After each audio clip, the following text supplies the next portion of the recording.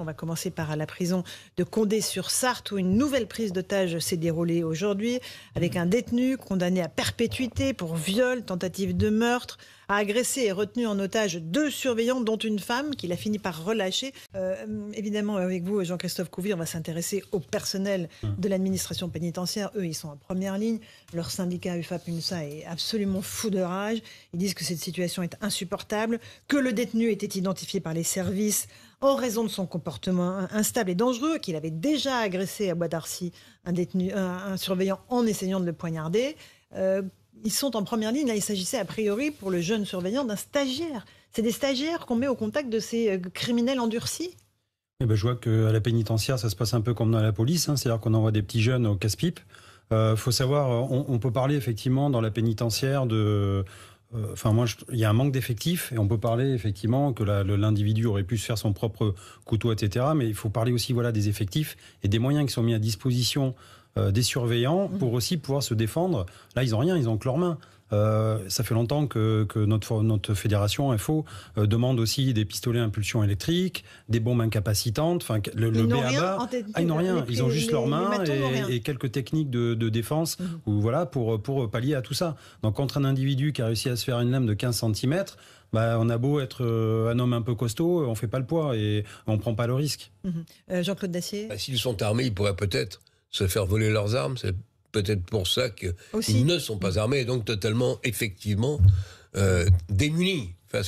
On pourrait penser à un trinôme, par exemple. Ouais. Je sais pas, au lieu d'envoyer un binôme, on met juste un binôme avec une autre personne, par exemple, qui est armée d'une bombe incapacitante ou un PIE, enfin un taser, entre guillemets, qui reste dehors. Et s'il y a réellement un souci, il appelle au secours. Cette personne-là arrive et, par exemple, peut participer à la neutralisation de l'individu. Enfin, on peut imaginer plein de choses. Après, encore une fois, je pense que l'écueil principal, c'est les effectifs et l'équipement. À propos du Beauvau de la sécurité, est-ce que la pénitentiaire a été dans le Beauvau de la sécue ou pas du tout, monsieur Couvi? Alors non, elle a été, j'allais dire peut-être la grande oubliée, mais tout simplement parce qu'elle arrive en bout de chaîne pénale. Donc tout le monde a fait un focus sur la réponse pénale et sur les policiers, mais en même temps, c'est le Beauvau. Le Beauvau, le ministère, c'est le ministère de l'Intérieur, c'est pas le ministère de la Justice. Donc là, il va y avoir effectivement un Vendôme de la justice, qu'on appelle, entre guillemets.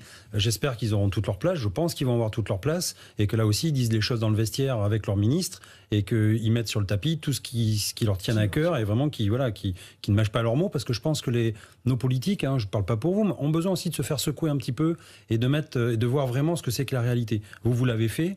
La preuve, vous avez fait un rapport, vous avez vous-même essayé de convaincre les personnes, et en fait, on est toujours lettre morte, on n'a pas avancé.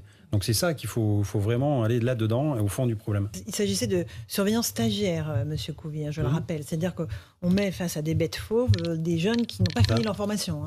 Oui, c'est ça. Donc ça démontre bien le problème des effectifs, et on n'a pas le choix. On lance des petits jeunes là, qui doivent apprendre le métier, mais pour apprendre le métier, on ne les voit pas tout de suite dans la cage aux fauves, c'est le cas de dire. Enfin, moi, je trouve ça un peu limite, même de la part de la hiérarchie. Je pense qu'il faut aussi que la hiérarchie se pose des questions, d'envoyer comme ça des jeunes sans expérience directement avec un psychopathe. D'ailleurs, les psychologues ont dit que c'était un psychopathe. Voilà, donc un psychopathe. Alors, est-ce qu'il a sa place en prison ou dans des unités de psychiatrie? Je ne suis pas psychologue. Après, ce qu'il faut souligner quand même, c'est pourquoi il a fait cette prise d'otage. C'est parce qu'il n'était pas d'accord avec la peine que la justice lui a donnée. Oui. Donc en fait, c'est ça aussi qui est marrant, entre guillemets, c'est que monsieur n'est pas d'accord avec ça. Il a violé, il a failli tuer des gens, etc. Mais en fait, en même temps, il ne reconnaît pas qu'il doit faire perpète. D'accord, mais alors c'est quoi la solution, monsieur Couvi, vous qui êtes syndicat de policiers? Alors la solution, parce que nous c'est pareil, à un moment donné, on va le retrouver, cet individu dans la rue, comme vous dites. Alors, je ne sais pas s'il aura compris le message et s'il est en capacité de comprendre ce message aussi, qu'il doit payer aussi à la société un dû. Voilà, je ne pense pas qu'il en soit là, puisque la preuve, il allait manifester le fait qu'il a pris trop cher, en fait. Voilà. Et pour lui, il estimait que 22 ans de perpétuité, enfin avec sûreté, c'était trop. Donc déjà, je pense qu'il n'a pas bien assimilé ses gestes, ou son avocat lui a mal expliqué. Mais les gens qu'on met en prison, c'est bien de les mettre en prison, de les parquer en prison. On se dit, au moins pendant ce temps-là, ce laps de temps, la société est tranquille, elle respire un petit peu. Sauf que qu'est-ce qu'on en fait une fois qu'ils sont là-bas ? Il faut bien qu'on les réhabilite à la société, si on peut les réhabiliter. Il y en a qui sont capables d'être réhabilités, il faut se donner les moyens. Et dans ce pays, on fait un fétichisme sur la dette. Toujours la dette. Et je pense qu'il faut penser investissement pour l'avenir. Il faut qu'aussi on est capable de débloquer des milliards d'euros pendant la Covid. Et là, il faut débloquer, tant pis, on emprunte des milliards d'euros pour préparer l'avenir de nos enfants demain. Et ces gens-là, il faut qu'on donne les moyens à la pénitentiaire et à la justice, justement, de travailler sur ces gens, de leur donner une seconde chance pour ceux qui peuvent, à la police de faire son travail, à tous les pans de la fonction publique. On est vraiment exsangue. On va parler des policiers, puisque l'un d'entre vous, un policier qui était hors service, a été agressé devant sa famille à Boucau, c'est dans les Pyrénées-Atlantiques. Il était devant chez lui lorsqu'il a vu une voiture rouler à vive allure. Il a tenté de s'interposer pour le calmer, le conducteur, qui, dès qu'il a dit qu'il était policier, lui a sauté dessus. Et en plus, là, on parle de Boucau. On imagine que ce n'est pas une cité ultra dangereuse. Limite du Pays Basque. Franchement, moi, pour avoir passé aussi des vacances, c'est des petits bleds. Je suis de Périgueux, moi. Je vois aussi que Périgueux, c'est pas la ville que j'ai connue avant. Voilà, on sent que la société est malade, qu'il y a une violence intrinsèque et que ça explose pour un oui, pour un non. Nous, on est toujours en première ligne. Et effectivement, il faut reprendre un peu ce quadriptyque que j'ai noté comme ça, mais éducation, prévention, répression, et surtout, c'est la réparation derrière. C'est comment on va réparer la société avec un individu comme ça. C'est ça aussi qu'on attend. Alors, faire un stage de citoyenneté, non merci.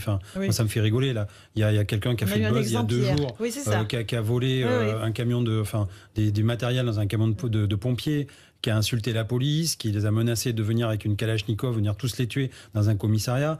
Et à la fin, il s'en tire avec un stage de citoyenneté. Alors, il y a un de ses amis qui était hier sur le plateau de Cyril Hanouna sur TPMP qui a dit que c'était juste une blague. Ah ouais, mais des blagues comme ça, moi je peux en faire plein aussi. Puis on va mettre ma tête partout avec Wanted. Non, faut arrêter. À un moment donné, ça veut dire aussi que ces jeunes-là, à 20 ans, ils sont pas mûrs, ils sont mûrs pour rien. Et on peut faire des blagues sur tout. Mais moi, si je fais une blague sur lui, je vais me retrouver au tribunal. Voilà. Donc à un moment donné, il faut aussi qu'on aille au fond des choses. Ouais, et puis il faut remettre l'église au milieu du village, quoi. Ce qui me gêne encore une fois, c'est qu'on agresse des forces de l'ordre. Et c'est là-dessus qu'il faut être impartial, parce que quand on agresse des forces de l'ordre, on agresse la République. Et je parle des forces de l'ordre, ça peut être tout fonctionnaire de police, ça peut être des députés, des maires, tout ce qui représente la République, il faut être implacable. Je ne demande pas à ce que la personne fasse 7 ans de prison, mais vraiment qu'elle soit vraiment condamnée à hauteur de ce qu'elle a fait, tout en regardant l'individualisation de la peine, parce qu'effectivement, il y a peut-être des circonstances qui aggravent, mais peut-être des circonstances qui minorent aussi. Là, il y avait une récidive de violence. Il y a une récidive. Il faut être implacable. Si on ne l'est pas, qu'on ne donne pas des signaux en disant, voilà, maintenant, c'est vous ne passerez pas, terminé, no passaran, c'est pas possible. On n'arrivera à rien. On va s'intéresser à ce qui s'est passé à Lyon.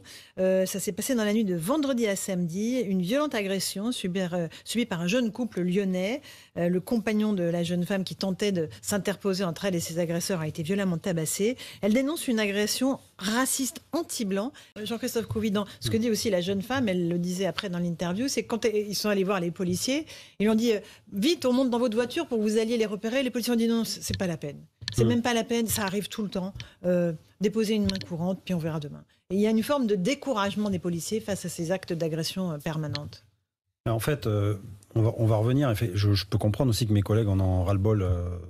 Là, on parle du centre-ville de Lyon. Mais oui, mais je sais. Mais centre-ville. Mais le problème, c'est que c'est tellement répété. Alors, on parlait de Boucau. Boucau, c'est une petite ville. La justice, souvent, est implacable. Dans les grandes villes, les grandes agglomérations, les policiers et la justice sont souvent désabusés. Parce que ça, c'est quotidien. Ça arrive tous les jours. Sauf qu'on est dans le déni en France. C'est-à-dire qu'on dit non, c'est pas vrai, arrêtez.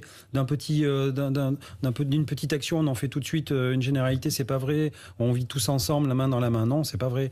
On se sclérose. Et les policiers en ont ras la casquette, ras le képi, j'allais dire, même si c'est plus à la mode, on va avoir plus de képi maintenant. Mais voilà, on en a marre.